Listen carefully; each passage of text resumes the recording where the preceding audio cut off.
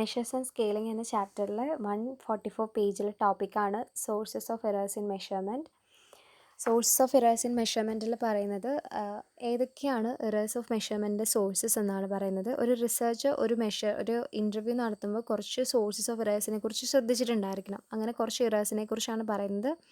First വണ്ണാണ് respondents reluctance. അതായത് respondents ഒരു ഇൻ്റർവ്യൂ ചെയ്യുമ്പോൾ നമ്മുടെ റെസ്പോണ്ടൻസ് ഇൻ്റർവ്യൂ ചെയ്യുന്ന ആളെ അവർക്കൊരു മനസ്സില്ലായ്മ, അവരുടെ റിലക്റ്റൻസ്, അവരുടെ മനസ്സില്ലായ്മേനെയാണ് റെസ്പോണ്ടർ റിലക്റ്റൻസ് എന്ന് പറയുന്നത്. അതായത് അവരുടെ ഫീലിങ്സ് അവർ എക്സ്പ്രസ് ചെയ്യാൻ റെഡിയല്ല. വേറൊരു കാര്യം, അവർക്ക് ചിലപ്പോൾ നമ്മൾ ചോദിക്കുന്ന ടോപ്പിക്കിനെ കുറിച്ച് വലിയ അറിവുണ്ടാവില്ല. അതുകൊണ്ട് തന്നെ അവരത് അഡ്മിറ്റ് ചെയ്യണമെന്നില്ല, നമ്മൾ പറയുന്നത് അഡ്മിറ്റ് ചെയ്യണമെന്നില്ല. അതൊരു ഇൻ്റർവ്യൂ ചെയ്യുന്ന ആൾ ചിലപ്പോൾ അത് ഗസ് ചെയ്യേണ്ടി വരും. അതൊരു ഇഷ്യൂ ആയിട്ടാണ് പറയുന്നത്, റെസ്പോണ്ടൻസ് റിലക്റ്റൻസ്. അടുത്തതാണ് സിറ്റുവേഷണൽ ഫാക്ടേഴ്സ്. സിറ്റുവേഷണൽ ഫാക്ടേഴ്സ് എന്ന് പറഞ്ഞു കഴിഞ്ഞാൽ in another problem which will be make constrain in മെഷർമെൻറ്റിൽ അടുത്തൊരു ഇഷ്യൂ ആണ്. The contain which places strain on interview may make serious effect on the interview respondents report. അതായത് അവർ വിസമ്മതിക്കുക, ഒരു ഇൻ്റർവ്യൂയുടെ റെസ്പോണ്ടൻ്റ് അപ്പോൾ അവർ വിസമ്മതിക്കുന്ന സിറ്റുവേഷൻസ് വരാറുണ്ട്. If someone else is present at the time to interview, the respondents are like to express the feelings and അവരുടെ ഫീലിങ്സും ഐഡിയാസൊക്കെ ഷെയർ ചെയ്യാൻ അവർക്ക് അത്ര താല്പര്യമില്ലാത്തൊരവസ്ഥയാണ് റിലക്റ്റൻസ്. അവർക്ക് വിസമ്മതിക്കുന്നതിൻ്റെ അവസ്ഥേനെയാണ് നമ്മൾ സിറ്റുവേഷണൽ ഫാക്ടർ, സിറ്റുവേഷനെ ബേസ് ചെയ്തിട്ടുള്ളത് ഒരു ഇഷ്യൂ ആണ്. തേർഡ് വണ്ണാണ് ഫോൾട്ട് വിത്ത് ഇൻ്റർവ്യൂവർ. ഫോൾട്ട് വിത്ത് ഇൻ്റർവ്യൂവർ എന്ന് പറഞ്ഞു കഴിഞ്ഞാൽ ഇൻ്റർവ്യൂ എടുക്കുന്ന ആളിൽ കുറച്ച് ഫോൾട്ട് വഴി നമുക്ക് ഇൻ്റർവ്യൂവിൻ്റെ ആൻസേഴ്സൊക്കെ മെഷേഴ്സ് കറക്റ്റ് ആവണമെന്നില്ല. അതായത് ചിലപ്പോൾ അവരുടെ ലുക്കായിരിക്കാം, അവരുടെ ആറ്റിറ്റ്യൂഡായിരിക്കാം, അവരുടെ സ്റ്റൈല്, അങ്ങനത്തെ കുറേ കാര്യങ്ങൾ വഴി കറക്റ്റായിട്ടുള്ളൊരു മെഷർമെൻറ്റ് എടുക്കാൻ പറ്റാത്ത അവസ്ഥ. നാലാമത്തെ പോയിൻ്റാണ് ഡിഫക്റ്റീവ് മെഷർമെൻറ്റ്. ഡിഫക്റ്റീവ് മെഷർമെൻറ്റ് എന്ന് പറയുന്നത് the defective measurement are adopted it will make errors. Defective measurement of course അത് എറേഴ്സിലോട്ട് ലീഡ് ചെയ്യും. The use of complex word, അതായത് ഒരു ഇൻ്റർവ്യൂ ചെയ്യുമ്പോൾ എപ്പോഴും നമ്മൾ സിമ്പിൾ വേർഡ്സൊക്കെ എല്ലാവർക്കും മനസ്സിലാവുന്ന രീതിയിൽ വേണം യൂസ് ചെയ്യാൻ. പക്ഷേ അതിൻ്റെ സ്ഥാനത്ത് കോംപ്ലക്സ് ആയിട്ടുള്ള വേർഡ്സും പ്രിൻറ്റിങ്ങിലൊന്നും ക്ലിയർ ഇല്ലാത്ത പ്രിൻറ്റിങ്ങും പിന്നെ ഇൻഅഡിക്വേറ്റ് ആയിട്ടുള്ള സ്പേസിങ് ഒക്കെ ആണെങ്കിൽ അത് എറേഴ്സ് ഉണ്ടാക്കാൻ ചാൻസസ് ഉണ്ട്. ഇത് മിസ്റ്റേക്കിലോട്ട് നയിക്കുമെന്നാണ് പറയുന്നത്. അപ്പോൾ ഈ 4 കാര്യങ്ങളാണ് sources of errors in measurement. ഒന്ന് റെസ്പോണ്ടൻസിൻ്റെ റിലക്റ്റൻസ്, അവരെ വിസമ്മതിക്കുന്ന അവസ്ഥ, പിന്നെ സിറ്റുവേഷനെ ബേസ് ചെയ്തിട്ടുള്ള ഫാക്ടേഴ്സ്, ഫോൾട്ട് വിത്ത് ഇൻ്റർവ്യൂ എടുക്കുന്ന ആളുടെ ഫോൾട്ട്, പിന്നെ ഡിഫക്റ്റീവ് മെഷർമെൻറ്റ്, പുവറായിട്ടുള്ള അല്ലെങ്കിൽ പുവറായിട്ടുള്ള ക്വസ്റ്റ്യൻസ്, പ്രിൻറ്റിങ്ങിലുള്ള ഒരു പുവറായിട്ടുള്ള പ്രിൻറ്റിങ്, ഇൻഅഡിക്വേറ്റ് സ്പേസ്, അങ്ങനത്തെ കാര്യങ്ങളൊക്കെ. ഇതൊക്കെയാണ് source of errors in measurement. അടുത്ത ടോപ്പിക്കാണ് എസെൻഷ്യൽസ് ഓഫ് മെഷർമെൻറ്റ് സ്കെയിൽ, അല്ലെങ്കിൽ ഒരു ഗുഡ് മെഷർമെൻറ്റിൻ്റെ ക്രൈറ്റീരിയാസ് ഏതൊക്കെയാണ് ഗുഡ് ക്രൈറ്റീരിയാസ് ഓഫ് എ മെഷർമെൻറ്റിൻ്റെ ഗുഡ് ക്രൈറ്റീരിയാസ് ഏതൊക്കെയാണെന്ന് വെച്ച് കഴിഞ്ഞാൽ, ഫസ്റ്റ് വൺ, അങ്ങനെ 3 ക്രൈറ്റീരിയ ഉണ്ട്. ഒന്ന് വാലിഡിറ്റി വേണം, റിലയബിലിറ്റി വേണം, പ്രെഡിക്റ്റബിലിറ്റി വേണം. അതിൽ ഫസ്റ്റ് വണ്ണാണ് വാലിഡിറ്റി. വാലിഡിറ്റി എന്ന് പറഞ്ഞു കഴിഞ്ഞാൽ it is a most important critical ആയിട്ടുള്ളൊരു ക്രൈറ്റീരിയസ് ആണ്. It indicate the degree in which instrumental measures, ഇൻസ്ട്രുമെൻറ്റിൻ്റെ വാലിഡിറ്റി അതായത് അതിൻ്റെ ഒരു എന്താ പറയുക, validity is connection with the ability of ഒരു മെഷർ ചെയ്യാനുള്ള ഒരു ഫാക്ടറിനെ മെഷർ ചെയ്യാനുള്ള എബിലിറ്റിനെ കുറിച്ചാണ് പറയുന്നത്. അങ്ങനെ 2 പറയുന്നുണ്ട്. ഒന്ന് കണ്ടൻറ്റിൻ്റെ വാലിഡിറ്റി ഉണ്ട്, ക്രൈറ്റീരിയ റിലേറ്റഡ് വാലിഡിറ്റി ഉണ്ട്. കണ്ടൻറ്റ് വാലിഡിറ്റി എന്ന് വെച്ച് കഴിഞ്ഞാൽ it is the extent to which a measuring instrument provide adequate coverage of topic under the study. അതായത് ഒരു ടോപ്പിക്കിൽ ആഡിക്വേറ്റുള്ള കവറേജ് ചെയ്തിട്ടുണ്ടാവും. The instrument contain A representative of the population, the contain validity. അതായത് ഒരു പോപ്പുലേഷനെ if the instrument അതൊരു population represent ചെയ്യുന്നതിനെ കുറിച്ചുള്ള interview ആണെങ്കിൽ അതിൽ നമുക്ക് പറയാം വാലിഡിറ്റി ഉണ്ട്, ഒരു ഗുഡ് വാലിഡിറ്റി ഉണ്ട്.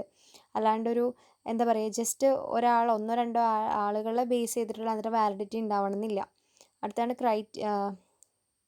Criterion related validity. Criterion related validity എന്ന് പറഞ്ഞു കഴിഞ്ഞാൽ it related to the ability of the researchers to predict some outcome or estimate the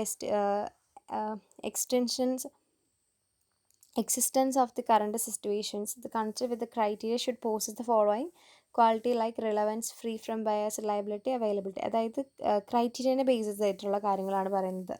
criteria അതായത് ഒരു റിസർച്ച് പ്രഡിക്റ്റീവ് ആണ്, ചില ഔട്ട്കംസിനെ കുറിച്ച് പ്രഡിക്റ്റീവ് ആണ്, അതായത് ബയസ് ഒന്നും പാടില്ല, റിലയബിലിറ്റി അവൈലബിലിറ്റി എല്ലാം ബേസ് ചെയ്തിട്ട്. ഇതിനെയാണ് സെക്കൻഡ് ടൈപ്സ് ഓഫ് വാലിഡിറ്റി എന്ന് പറയുന്നത്. ഇനി അടുത്ത പോയിൻ്റാണ് ടെസ്റ്റ് ഓഫ് റിലയബിലിറ്റി. റിലയബിലിറ്റി എന്ന് വെച്ചാൽ റിലയബിൾ ആയിരിക്കുക എന്നൊക്കെ പറയില്ലേ, നമ്മൾ റിലയബിൾ ആയിരിക്കണം, കറക്റ്റ് ആയിരിക്കണം എന്നൊക്കെ പറയില്ലേ. ഒരു ഇമ്പോർട്ടൻറ്റ് ക്രൈറ്റീരിയ ആണ് ഒരു ഗുഡ് മെഷർമെൻറ്റിൽ റിലയബിൾ ആയിരിക്കണം.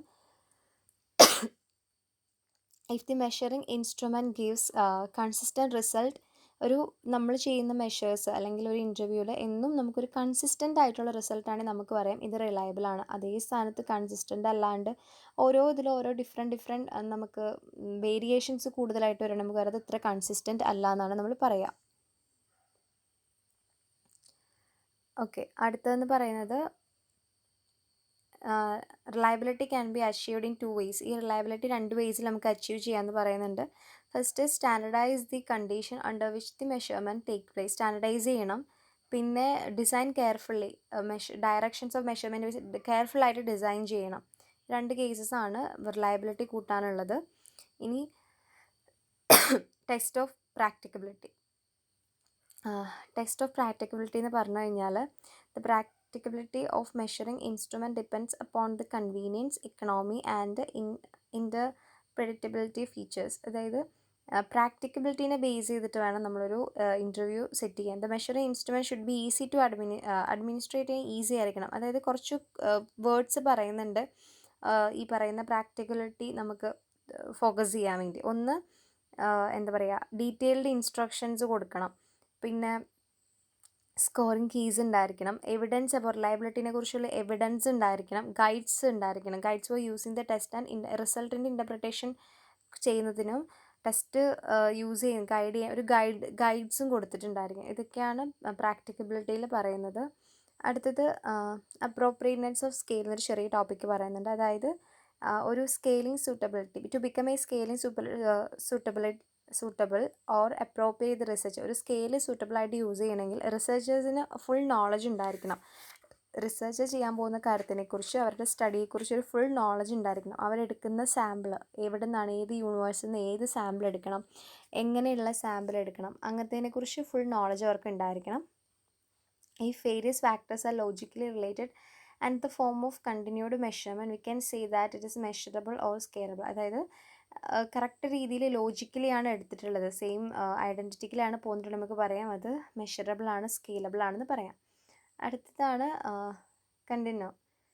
കോണ്ടിനം എന്ന് പറയുന്നത്. കോണ്ടിനം എന്ന് പറയുന്നത് തുടർച്ച, കണ്ടിന്യൂറ്റിനെയാണ് ഉദ്ദേശിക്കുന്നത്. കണ്ടിന്യൂറ്റി അതായത് ഏതൊരു സ്കെയിലും ചെയ്യുമ്പം, സ്റ്റഡി ചെയ്യുമ്പോൾ അതിനൊരു കണ്ടിന്യൂറ്റി ഉണ്ടായിരിക്കണം. അതായത് a scale is continuous if the scale consist of highest point and lowest point of intermediate പോയിൻറ്റ്സിൻ്റെ ഹയസ്റ്റും ലോവസ്റ്റ് പോയിൻറ്റും അതിലുണ്ടായിരിക്കണം. അതായത് highest point means preference, favourableness, അങ്ങനത്തെ പോയിൻറ്റ്സ് ഒക്കെ യൂസ് ചെയ്തിട്ടുണ്ടായിരിക്കണം. ഓക്കെ, ഇനി അടുത്തൊരു ടോപ്പിക്കാണ് approaches related with construction of scale. ഒരു സ്കെയിൽ കൺസ്ട്രക്ട് ചെയ്യുമ്പം എന്തൊക്കെ അപ്രോച്ചസ് വേണം എടുക്കാനായിട്ടെന്ന് ചോദിക്കുന്നുണ്ട്. അതിൽ മെയിൻലി 5 അപ്രോച്ചസ് ആണ് പറയുന്നത്. ഒന്ന് ആർബിറ്ററി അപ്രോച്ച് ഉണ്ട്, കൺസെൻസസ് അപ്രോച്ച് ഉണ്ട്, ഐറ്റം അനാലിസിസ് അപ്രോച്ച് ഉണ്ട്, ക്യുമുലേറ്റീവ് സ്കെയിൽ അപ്രോച്ച് ഉണ്ട്, ഫാക്ടർ അനാലിസിസ് അപ്രോച്ച് ഉണ്ട്. അതിൽ ഫസ്റ്റ് വണ്ണാണ് ആർബിറ്ററി അപ്രോച്ച്. ആർബിറ്ററി എന്ന് പറഞ്ഞു കഴിഞ്ഞാൽ ഈ ഏകപക്ഷീയമായി, അതായത് ഒരു ഗ്രൂപ്പ് ഓഫ് പീപ്പിൾസ് എല്ലാവരും കൂടെ ഒരുമിച്ച് കൂടി സെലക്ട് ചെയ്യുന്നതിനാണ് ആർബിറ്ററി അപ്രോച്ച്. ഇത് കേസ് റിജിസ്റ്റർ ഡെവലപ്പ് സ്കെയിൽ, ഒരു സ്കെയിൽ ഡെവലപ്പ് ചെയ്യും. He collects A number of statements collect ചെയ്യും, ഒരുപാട് ടൈപ്സ് ഓഫ് സ്റ്റേറ്റ്മെൻറ്റ് കളക്ട് ചെയ്തിട്ട് ഹി ചൂസ് സം, ആ കുറേ എണ്ണം സ്റ്റേറ്റ്മെൻറ്റ്സ് കളക്ട് ചെയ്തിട്ട് അതിൽ ബെസ്റ്റ് ആയിട്ടുള്ള കുറച്ചെണ്ണം സെലക്ട് ചെയ്യും. ഇങ്ങനെ ചെയ്യുന്നതിൻ്റെ മെയിൻ അഡ്വാൻറ്റേജസ് എന്ന് പറയുന്നത് the can be develop easily and ഇത് വളരെ ഈസിലി ഡെവലപ്പ് ചെയ്യാനും എക്സ്പെൻസും വളരെ കുറവാണ് ഇതിന്. സോ കുറച്ച് ലിമിറ്റേഷൻ മെയിനായിട്ട് ഇതിൻ്റെ ഈ ആർബിറ്ററി അപ്രോച്ചിൻ്റെ ഒരു പേഴ്സൺ ഒരുപാട് സ്റ്റേറ്റ്മെൻറ്റ് ക്രിയേറ്റ് ചെയ്ത് അതിൽ ബെസ്റ്റ് ആയിട്ടുള്ള സെലക്ട് ചെയ്യുന്നതാണ്. പക്ഷേ ഇതിൻ്റെ അഡ്വാൻറ്റേജസ് എന്ന് പറഞ്ഞാൽ നമുക്ക് എക്സ്പെൻസ് വളരെയധികം കുറവാണ്, ടൈമും കുറച്ച് മതി, പിന്നെ നമുക്ക് ഡെവലപ്പ് ചെയ്യാൻ പറ്റും, ഈസി നമുക്ക് ഉണ്ടാക്കാൻ പറ്റുന്ന കാര്യമാണ്. പക്ഷേ കുറച്ച് അതേ സ്ഥാനത്ത് കുറച്ച് ലിമിറ്റേഷൻസ് ഉണ്ട്. അതായത് റിലയബിലിറ്റി എന്ന് പറയുന്നത് ഡിപ്പെൻഡ് ചെയ്യുന്നത് റെസ്പോണ്ടൻസിൻ്റെ ലോജിക്ക് അനുസരിച്ചായിരിക്കും. റെസ്പോണ്ടൻസിൻ്റെ ലോജിക്ക് എപ്പോഴും കറക്റ്റ് ആവണമെന്നുമില്ല. അപ്പോൾ ആ റിലയബിലിറ്റി അതിനെ മാത്രം ഫോക്കസ് ചെയ്യുന്നതാണ്. പിന്നെ scale is constructed on the basic of അസംഷൻ്റെ ബേസിലുമാണ് സ്കെയിൽ കൺസ്ട്രക്ട് ചെയ്യുന്നത്. ജസ്റ്റ് ആൻ അസംഷൻസ്, ഒരു ട്രൂത്തിൻ്റെ ബേസിലാണ്. ഇത് രണ്ടാണ് ലിമിറ്റേഷൻ ആർബിട്രറി അപ്രോച്ചിൽ പറയുന്നത്. അടുത്തത് കോൺസെൻസസ് അപ്രോച്ച്, അതായത് സമവായം എന്നൊക്കെ പറയില്ലേ, ഒരു group of panel of judges ഒരുമിച്ച് കൂടിയിട്ട് അവർ കുറേ കാര്യങ്ങളെക്കുറിച്ച് പഠിച്ച് ചെയ്യുന്നതാണ്. അങ്ങനെ കുറേ കാര്യങ്ങൾ, കുറേ ഫാക്ടേഴ്സ് കൺസിഡർ, ആ ഗ്രൂപ്പ് ഓഫ് പാനൽസ് കൺസിഡർ ചെയ്യുന്ന ഫാക്ടേഴ്സ് ഏതൊക്കെയാണെന്ന് വെച്ച് കഴിഞ്ഞാൽ, ഒന്ന് whether the come under the topic of study, അതായത് നമ്മൾ സെലക്ട് ചെയ്യുന്നത് സ്റ്റഡീൻ്റെ കീഴിൽ വരുന്നത് തന്നെയാണോ അവർ ചെക്ക് ചെയ്യും. അവർ വേറെ ചെയ്യുന്നത് വെദർ ദേ ആർ മീനിങ് എടുത്തിരിക്കുന്ന കാര്യം മീനിങ് ആണോ, ക്ലിയർ ആയിട്ടാണോ കൊടുത്തിരിക്കുന്നത് ചെക്ക് ചെയ്യും. പിന്നെ level of attitude that is scale level of attitude represent ചെയ്യും. ഈ 3 കാര്യങ്ങളാണ് മെയിൻലി നോക്കുന്നത്. അടുത്തത് മൂന്നാമത്തെയാണ് item analysis approach. Item analysis approach എന്ന് പറഞ്ഞു കഴിഞ്ഞാൽ, as per this approach the actual response are analyzed on the basis of statement from determining the accessibility. A particular item is evaluated on the basis of how well they discriminate between two persons whose total scores are high and whose score is low. These items of statement which meet the best of the sort of discriminations test and include the final statement. Likert scale are developed by the utilizing the approach. ഈ item analysis അപ്രോച്ചിൽ use ചെയ്യുന്ന ഒന്നാണ് Likert scales എന്ന് പറയുന്നത്. ഇനി fourth വണ്ണാണ് cumulative scale approach. Cumulative scale approach എന്ന് പറഞ്ഞു കഴിഞ്ഞാൽ, the scale contain a series of statements to which the respondents express his agreement or disagreement express ചെയ്യുന്നത് കാര്യത്തെക്കുറിച്ച് സ്റ്റേറ്റ്മെൻ്റ് ആണ് ഇത് പറയുന്നത്. ക്യുമുലേറ്റ് ചെയ്ത് പോകും. അതായത് എക്സാമ്പിൾ പറയുകയാണെങ്കിൽ, ഒന്നാമത്തെ ആൾ പറഞ്ഞ പോലെ ആയിരിക്കും ചിലപ്പോൾ ഒന്നാമത്തെ ആളുടെ റെസ്പോണ്ട് അനുസരിച്ച് അത് നോക്കി ചിലപ്പോൾ രണ്ടാമത്തെ ആൾ അതേ രീതിയിൽ കൊടുക്കേണ്ടി വരും. ചിലപ്പോൾ നാലാമത് റെസ്പോണ്ട് ചെയ്യുന്ന ആൾ ഈ 1, 2, 3 ഏതാണോ കൊടുത്തത് നോക്കിയിട്ട് അത് തന്നെ കോപ്പി അടിച്ച് മാർക്ക് ചെയ്തൊന്ന് വരും. നമുക്ക് കറക്റ്റായിട്ടുള്ള ആൻസർ കിട്ടില്ല. അത് മറ്റുള്ളവരൊരു എന്താ പറയുക, ക്യുമുലേറ്റ് ചെയ്ത് ഒരുമിച്ച് കൂട്ടി എന്ന പ്രോസസ്സാണ് ക്യുമുലേറ്റീവ് സ്കെയിൽ അപ്രോച്ച് എന്ന് പറയുന്നത്. ലാസ്റ്റ് വണ്ണാണ് factor analysis approach. Factor analysis approach എന്ന് പറഞ്ഞു കഴിഞ്ഞാൽ, as per this approach factor scales are design in to the inter correlated item to determine അതായത് ഡിഗ്രി ഓഫ് ഇൻഡിപെൻഡൻസ്, ഐറ്റംസിൻ്റെ ഡിഗ്രി ഓഫ് ഇൻഡിപെൻഡൻസ് മനസ്സിലാക്കാൻ വേണ്ടി ഇൻ്റർ കോറിലേറ്റഡ് ഐറ്റംസ് ആണ് ഈ approach പഠിക്കുന്നത്. An important scale is based on the factor analysis semantic differential scale and the other one is multi dimensional scaling. These tools are not widely used to real business research problem. അപ്പോൾ ഈ 5 approaches to related with construction of a scale. ഒരു scale construct ചെയ്യുമ്പോൾ സാധാരണ use ചെയ്യുന്ന 5 approaches. ഒന്ന് arbitrary അപ്രോച്ചാണ്, consensus അപ്രോച്ചാണ് അടുത്തത്, പിന്നെ item analysis approach, cumulative scale approach, factor analysis approach. Thank you.